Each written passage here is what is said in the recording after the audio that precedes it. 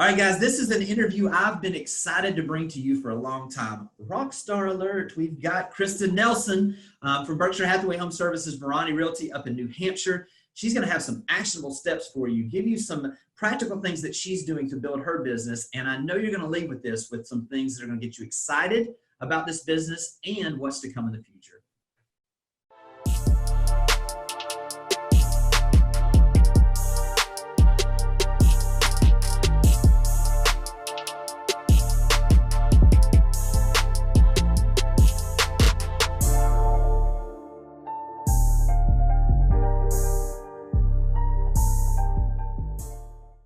All right, guys, so this is an interview that I have been excited about for a long time. Kristyn, I cannot remember exactly where I first saw you. I think it was on a panel at National Convention like a couple years ago, either in San Antonio or maybe even, I think it was. I think so. That's been over 2 years ago. And I just remember sitting in there and thinking, this is the person that I want to have that same drive, excitement, just enjoy life. And so this is something that I think is really exciting today. So if somebody doesn't know us, just tell us a little bit about yourself, where you're from, kind of how you got in real estate and how you got to where you are now, if you don't mind. Sure. Well, when I first met you, Jimmy, I felt the same way about you. So that, I think you should know that. Oh, thank you. Thank you. So my name's Kristyn Nelson. I am in southern New Hampshire, which is about 40 minutes north of Boston. And I've been in the business for 8 years. I have loved it. I've been with one company the entire time. I love everything about this business because every day is something new and exciting. And if anyone in this business says they know it all, they're wrong, and run away from them because there's so much to learn. No. So let's go back to when you first started. So how did you originally get in real estate? What did that look like? And what did you do before you even got into real estate? This story is what actually drives me still to this day. So it is really the heart of my business. I was in a marketing remote position. I was 4 months pregnant. There was 40 of us representing this one product. And this product decided not to renew their contract, so all 40 of us got laid off from this marketing job. And And you were 4 months pregnant? I was 4 months pregnant. I didn't know what to do. My husband and I we were 24. We bought a new house and we were young. We didn't know what to do when someone gets laid off. And so it was a scary time. I decided to go on tons of interviews. There was this one company who said, honestly, I love your drive. It was a sales position. He said, if it wasn't for this whole problem, I'd hire you today. And I was like, my pregnancy? I left there in tears and I said, I am never working for anybody ever again. I'm going to be self-employed. Now, figuring out what that is, I don't know. Both my parents were always self-employed growing up. So I was like, you know what? I can work as hard as I want and sky's the limit. So I chose real estate. My dad has been in real estate as long as I had known, and his dad. And I don't know why I never thought of that as an option. So I was 4 months pregnant. I got into real estate in 2012. The market was just barely coming back up and we had no money. It was a major fire in my belly that I will never forget. And to this day, when it's a choice of sitting on the couch and watching a show or making calls, that fire is like, you need to make calls. You could lose it all any day now. You don't ever forget it. No, I'll never forget it. It was the best thing that's ever happened to me. And I just picture it like an arrow where you get pulled back and back and back and you're like, I'm not going to get out of this. And all of a sudden, and it just like sky's the limit. So see, Kristyn, this is where, and I don't know when people are going to watch this, but as you and I are talking, we're right in the middle of this, the whole situation with the pandemic and with everything that's going on and being forced to be home and uncertainty in the markets and everything. And now, I think now more than ever, like your story of going through all of that and thinking that it was the worst thing could happen to you and now being able to look back and realize in reality, it's probably literally what was a squat to jump kind of situation that you almost had to be forced into it to be all that you were supposed to be. Is super exciting for me right now because I think this is happening without us even realizing it. to a lot of people and a lot of us. You know, so from that standpoint, let's kind of talk about, just to give people a reference before we start talking about kind of some of the things you're doing right now, and specifically giving some people some action steps. Just from a point of reference, business-wise right now, what does your business look like right now, and how it's structured and the amount of volume and those kind of things? Sure. Last year was my best year yet out of the 8 years. I did just under 25 million in volume. I did about 60 units on my own, and then I did my average sales price is about $435. That's actually been one of my goals, is to raise that. Our New Hampshire average sales price is about $230, $250. Great. And have you got any assistants, or are you just doing this 60 transactions on your own? Yeah, so I'm the only one really out there, but I have an assistant. She's licensed, so she does help me with showings here and there, as well as a ton of help behind the scenes, majorly with client appreciation events and hugging my clients, which is what we call it. Yeah. And then I also have a transaction coordinator where I throw papers like this and she just collects them all and fixes it for me.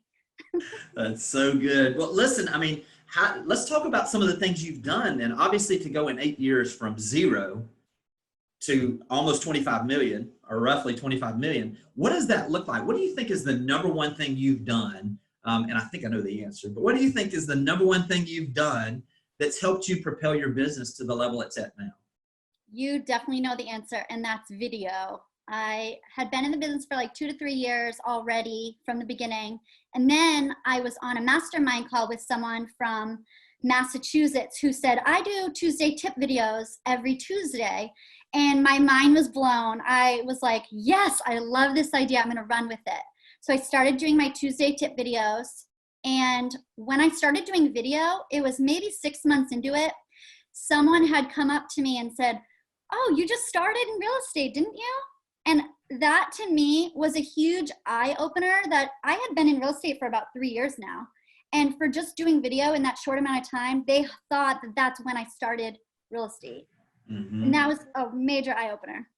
Yeah. And so I know there's a lot of people out there, especially, you know, in today's environment, that are realizing, listen, it's something that if they haven't gotten involved yet with video, we've almost got to going forward. So let's talk about kind of, what do you do? Because I love the simplicity of the way you do it, because I think it gives people the understanding that you don't have to have the lights and the cameras and all this stuff. So how do you do yours specifically on Tuesday? What's the tools you're using, and how are you posting those things? Sure. So I kind of wanted to become the Google expert. Someone in my office had dropped that term before, and I loved it. So rather than necessarily being just promoting real estate nonstop, I don't like being sold to, so I don't want to sell to somebody else. So instead, I wanted to focus my videos on teaching or giving people the information, whether it's interviewing businesses around me, and then I'm not even barely talking, I'm interviewing them, the spotlight's on them, they share their post, I share my post, I'm helping them, they're helping me, but I'm only using my iPhone. And I think I always want people to feel I'm real. You know, sometimes I have my hair in a big messy bun, and I did one where I was wearing a bathrobe because I was stuck at home with the kids. They were sick, and it was a Tuesday, and I was like, oh no, it's Tuesday tips, what am I gonna do? And I said, you know what, this is life. And I think people can really relate to you more when you are real. And so I just use my iPhone. I use Videolicious, which I believe Berkshire Hathaway hosts that for all of us. It's free. Yeah, it's free for Berkshire. Free. Mm-hmm. And every now and then I will boost the post on Facebook. Other than that. And that's how it's grown. I mean, and I've watched your Tuesday tips for a long time. And what I like about them is it's not just information, it's entertaining. You know, there are things that you've done, you know, with plays on things. I remember one video, this has been years ago, that you did where it was where someone, I guess you were doing an inspection with one of your clients that was pregnant. Yeah. And the title was, playing off of the book, you know, what to expect when expecting, was what to expect when inspecting. And I thought that was brilliant, you know? And so, I mean, it's neat to see that. And like you say, I think the authenticity is what people truly like. I mean, I've been watching the audience grow for you on those Tuesday tips. And you're just posting those mostly on your Facebook page, correct? Or are you sending it out to your database? How are you sending that information out? A little bit of both. You know, I want to shout out my sister Kelly. She was the one that gave me that title, Inspiration, and then I drove it. So a lot of my ideas are just from listening to friends and family and seeing what, you know, what their ideas are, and then playing off it with video. But I think that I would post on Facebook, and then I would either boost the post if I felt like it was a community related event. I don't boost it all the time. I know the public can see when you boost it. So sometimes I like to just not, and then sometimes I do it. I don't know if I'm even answering your question. No, you absolutely are. And I see you using live also. Have you found a difference in when you just post versus going live? Is there a difference in your engagement, or what are you seeing there? Good point. I do live a lot with, I've done live Facebook open houses for the past couple years versus open houses to the public. I just like how I can showcase to my seller that you're getting 2,000 people coming through your house and not just 20. And it's a way where I can take a screenshot of that video with the amount of shares. I bring it to my listing appointments and I show them this is something that I'm doing, and look at how many people have shown this house. And I know Lindsay Folks from Florida, she was talking about how you can target you can make your ads to target. She had a property with a koi pond and she just targeted koi pond. She actually had a seller from Japan buy that property because they were representing to that koi pond. It was incredible. Yeah. So you can do a lot. Yeah, and I think what's super exciting now is, you know, me being in this business for a long time, you know, it used to be we would just have to do ads and just like put them in the paper or a magazine and just hope, you know what I mean, that they got out to the right people. With Facebook now, literally, we can literally get up in their kitchen. I mean, literally, like our stuff comes right into their kitchen. You know what I mean? So it's pretty exciting right now to see all the things that we have the ability to do.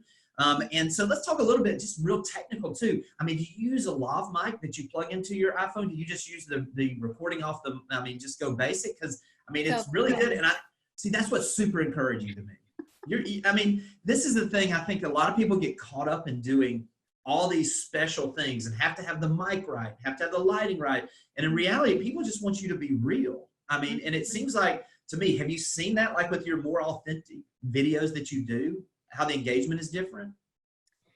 Good question, because, you know, even after doing this for so many years, I'm still watching high-end productions of video and these other agents in my town doing these beautiful productions of these homes, and I still feel like, oh my gosh, I'm just doing this and nothing else. And so I do get nervous, but at the same point, the people who are working with me because of like a likability factor. I remember Vince Lacey said, do you think people work with you because you're likable, because they trust you, your experience? And we all raised our hands thinking experience. And when he said the answer was likable, it really hit me. He said they have to like you first, and then they trust you after that. And so I think if you're just yourself, that's your most authentic version. I don't typically do these big, I actually like live better because it's less work, to be completely honest. It's live, it's done. I can engage the consumer while they're talking to me in the post. Everything after that is really taking time to edit, and it's taking time away from the business. Right. No, I completely agree. And I think this is, again, this is why it's so critically important that, you know, the consistency that you do. I mean, I love the idea of just every Tuesday. I know you do, you know, lives from neighborhoods, and I've seen you doing from homes or just regular stuff also during the week, but it's every Tuesday. People can expect that they're going to get something from Kristyn, and it's going to be like this, and there's going to be value there. So I think that consistency, I've always said, like, you know, repetition builds reputation. You know, people begin to know you by seeing you consistently, and I think that's huge. Let's talk about, because some people are like, well, I don't know what to talk about. So let's talk about, I mean, do you do any planning? Do you keep a little notes about potential future things, or do you just kind of answer the questions as you get them that week? How do you plan on what you're going to talk about on Tuesdays? Good question. The reputation for sure hit me hard when I was in Home Goods one day just shopping, and the lady at the front desk goes, "Tuesday tips." And I was like, "Are you serious?" Okay, yeah, I know. That was a riot. So it is true. You know, my videos are just fun and funny. I'm falling down half the time. And I was live once. I picked my nose. I didn't realize I was live yet. I was like, how do I delete this? Oh my gosh. And it's like, it's just fun. And so it was cool to see that reputation build from that.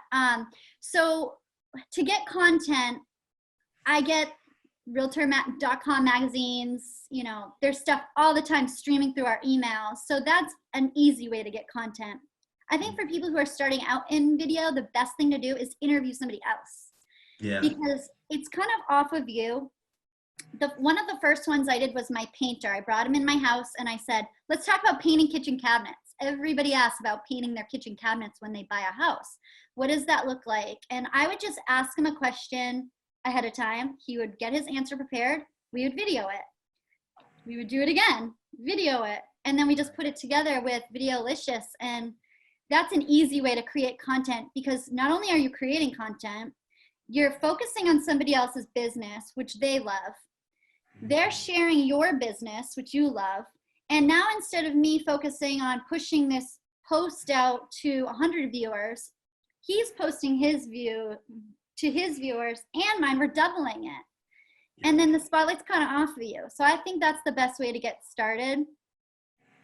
It also brings up a fact where now your clients are like, oh, Kristyn, who's the best painter I should call? Okay, here's a couple names.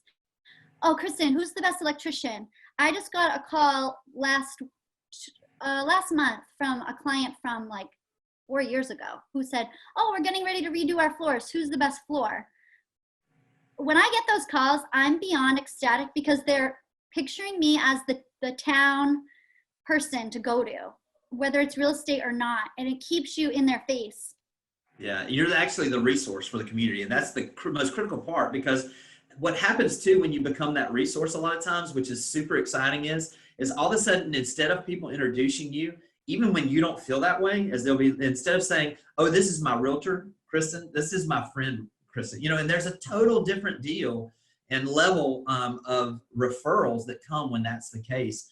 And I would say this too, one of the things that I love that you're doing and that you continue to do is that as you do these things, the video actually almost filters people in and out that should be working with you, and that maybe you're not going to be a good fit for you. They're going to cause a lot of issues. Absolutely. I mean, because there's certain people that I know, like for me, my accent's going to turn certain people away. You know what I mean? And you know, there's certain people that I just don't need to work with. That's not ever going to happen. Yeah, right. Yeah, I'm sure. But you know what I mean? There's certain people that we're just not meant to work. It's just not our people.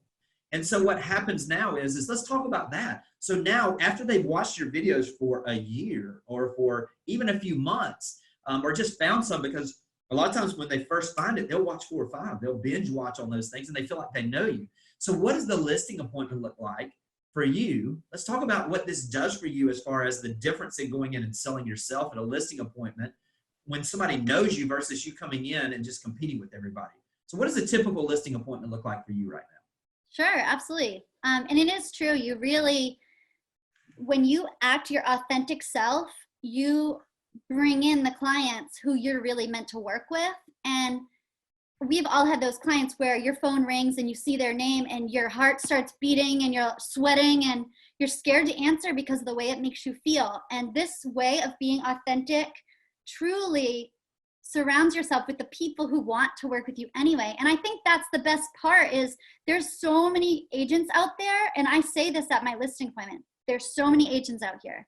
You need to go with someone who you feel like you're going to work well with, because that's going to be the same on our end. Yeah. And so I say that at every listing appointment, because we aren't all the same. And that's what's great about it. Yeah. Yeah. And I do BombBomb a lot too. Have you heard of BombBomb? I use it every day. Yeah, absolutely. It's share with everybody about it and how you use it, because to me, it's one of the most effective tools out there. Absolutely. So the biggest reason I use BombBomb is I actually will be sitting like this. I have my tea, and before I go on a listing appointment, I send out a BombBomb email. They've never met me. They've maybe only been referred to me from someone else, or maybe have seen my videos. And I say, hey, it's Kristyn Nelson. I am so glad I'm getting to meet you. I just wanted to give you a quick hi before I meet you on Tuesday at 10 o'clock for our listing appointment. I want to confirm that that was still an appropriate time for you. And I wanted to just make sure that I got to say hi to you before we went, so you start to get to know me. Thanks, see you Tuesday, bye. Simple. Now I get there, they already feel like they know me a little bit more. It makes me stand out a little bit more. It makes me be in front of them one extra time than maybe another agent. So I use BombBomb for every listing appointment.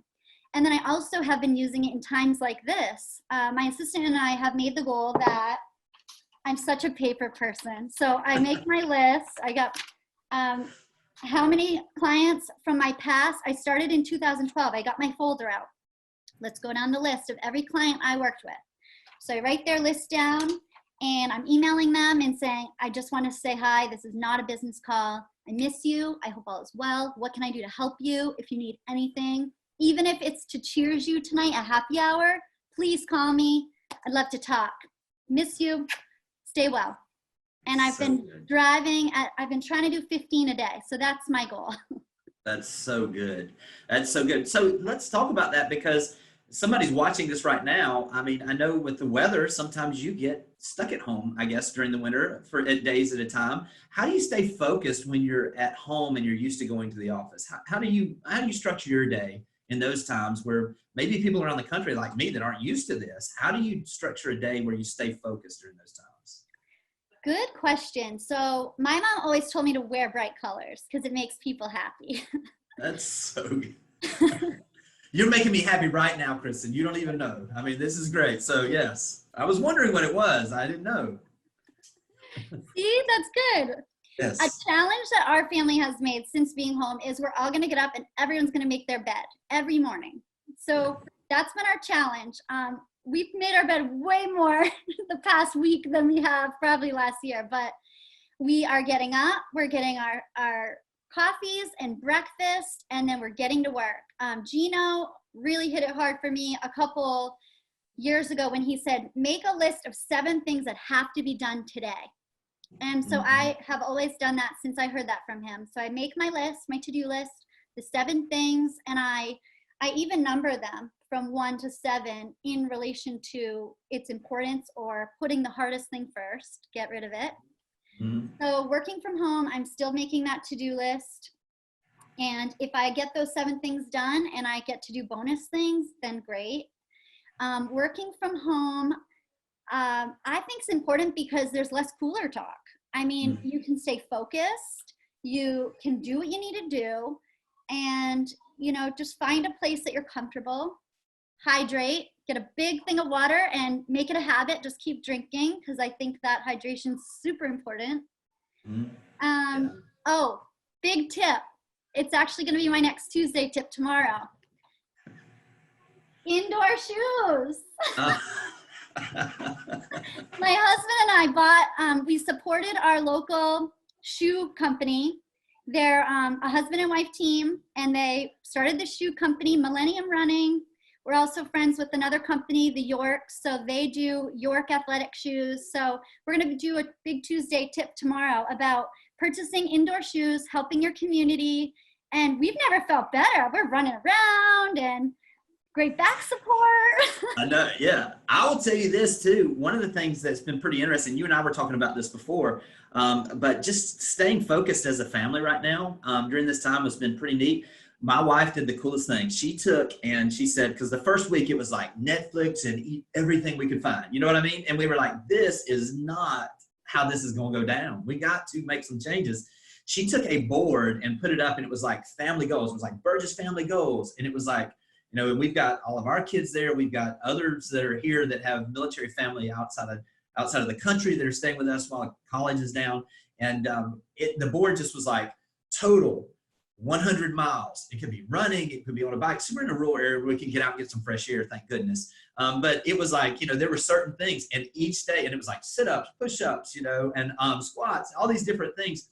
And we had total goals for the week. And then each of us had our own box for each day. And you either had to walk up there and pridefully put on there what you did that day, or make that walk of shame in front of everybody and like let the whole family down. And I will tell you this, at the end of the week, we were probably in better shape than we were going into this, just because now we had a little bit of focus, we had a little bit of competition, a little bit of accountability, that we like to do. But I'm with you. I mean, I think when we're home and staying focused, staying healthy, first thing is, if you're not healthy, you're not helpful for anybody. Like I say, just making sure you're covering those things is pretty exciting. So we kind of do the same thing with our family goals. I love the idea of the exercise. We've been doing this whole family goal thing for a couple years now, where to keep the kids engaged, we'll have every single person in the family come up with 2 goals for that weekend. So it was when we were nonstop busy, and we'd get together on the weekend and we'd say, all right, what's everyone's goals this weekend? My son Jack, he's 5. He's like, I want to play Jackson Joker's card game. Like, perfect. That's the goal. And we all were able to be like, we really need to change that filter in our water system. That's the goal. And so if we want to do a goal, they want to do a goal, we all work together to make sure that they all happen. And then it's not overwhelming. And this is a perfect example too, with you and I being able to jump on here. I mean, literally, I've been wanting to do this for a long time, and we've both been so busy we haven't been able to. But to have the time now to do some of those things that we need to do, and from an accountability standpoint, from our business, I know what we've been doing for over a year now, and we're re-implementing again on Friday because we took a little break after convention, is we've got groups of agents that are 8 to 12 people, and we're using the 4 disciplines of execution. I believe that's the name of the book, as I remember. Yes. And so we are doing 30-minute Zoom calls where we hold each other accountable. And it's not like we're not like, you suck for not doing the things that we don't do. It's just like, you said you were going to do this, and you have to get on there with a group of people that you admire and that you want to collaborate with, and say you either did what you said you were going to do or you don't, whatever that is for their business. And then we just take that time. If somebody says, well, this week I got this number of listings, and I say, oh, tell us about those listings. Tell us about how you got them. What was the communication? How did you, was it a letter? Was it an email? Was it a text? Was it a call? How long have you been fostering that relationship? And so then what's fun about that is that little bit of collaboration as a group begins to start adding things where people now the next week come on and say, remember, Kristyn, last week you said that your family, that y'all put on the goals for the week? We did that this week, and my family did this. It's the same way in our business. You know what I mean? And so it's been fun to kind of see the ability, and I use that, that term fun. It's been interesting to see how, I think Chris Stewart said it this way, how being apart has brought us closer together in some ways, and appreciate each other a little more. So it's pretty exciting. Let me ask you this. What do you think, what are you excited about? What are you excited about when all of this passes? What are you excited about in the business, in your life? Let's say middle of summer gets here. All of this, we've come through all this as a country. We've been through the struggles that the tough times that we probably are going to have for the next couple of weeks. What are you excited about going forward in this business? I mean, this really comes back to when I first started, and I'm excited because this is a major, major opportunity for us right now. And for anybody who's saying, oh, I'm not allowed to go out and show, or, oh, I'm not allowed to list, bad attitude. This is not the time to have that attitude. This is a time to jump ahead 20 steps. How often are we so inundated with the busy work in our real estate times, regular real estate lives, that we don't do the things we're actually supposed to be doing? This is a chance to start new habits. It's a chance for you to be in front of your clients as a person, not a realtor, and start making those connections and communicating. And this is a time to get your calendar set for the year. When everything gets going again, oh my gosh, this is the era right now that we're being pulled back. Take that opportunity so that when it goes like that, you are already ready, you're prepared. I'm so excited. This is good. I know, it is. I completely agree. And I think it's a situation where those people that will lean in, that will take advantage in the opportunity to deepen relationships, to add more value, to prepare their business in a way that they're ready to launch when this comes back. This is the time. And listen, now, I'm the old guy. It's crazy. I don't know when I became the guy that's been in the business for 25 years.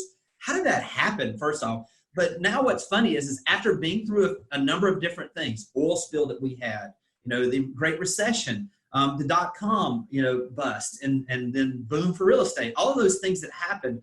Now I understand that this is the time when people that are truly professional take market share. This is the time when, unfortunately, and it's healthy, there are certain people that phase out of this business because they don't know how to make an adjustment. And they lean in and they watch the news all day and get all upset instead of doing like this and spending time with you, where they get excited about what the opportunity is. So listen, Kristyn, I'll just tell you this. I think you are the exact person for this time, and for this time in the business. I'm super excited for your business because I've been through this a number of times. I know what this is going to look like 6 months to a year for your business. And so I'm super excited for you. Listen, before we go, because I know people have gotten some value out of this, share with them the best way to get in touch with you, and how they can keep up with you. If they've got a referral, any questions you can answer. Do you mind just sharing kind of how to get in touch with you? Absolutely. And I have a ton of ideas. If anyone is staying home, not sure what to do with their clients, I do that weekly call with some of my Rethink members. I have, Kat Hitchcock out of Santa Barbara, Josh Stevens out of Boston, Andy Blake out of Kansas City. We were just on a Zoom call last week, and they're telling me the most amazing ideas that they're doing. Kat is reaching out to a local baker, getting these beautiful baskets made from the local baker. She's supporting them, and the baker's delivering them to some of her A-plus clients. Such a good idea. And then Andy Blake's group out of Kansas City is doing a coloring contest. So he has an advanced coloring for the older kids of this cool house, a simple house for the young kids. He's posting it on social media.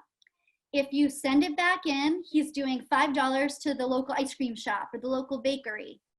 And so these are chances where we can lean in, help our community, be a local expert. There's so many opportunities. So if anyone else wants to call me or talk about some opportunities, I'm happy to share. I'm an open book. I'll tell you everything that we talk about.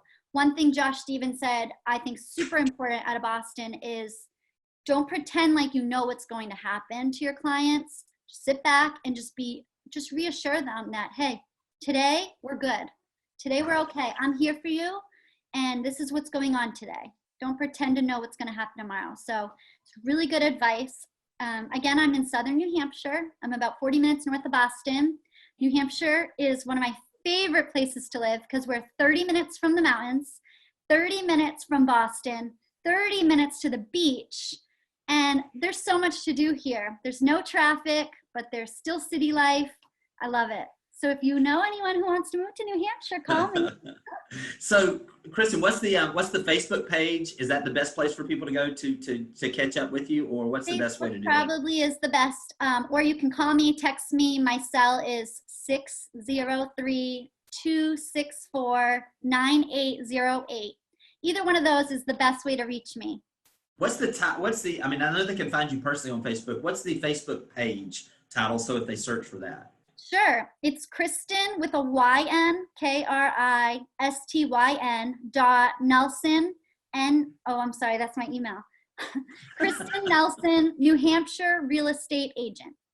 Perfect. All right. Kristyn, I think this is a perfect example of why the value of a network and the brand and being able to reach out, where you and I just have been able to meet through the brand, to be able to share things with people in different parts of the country.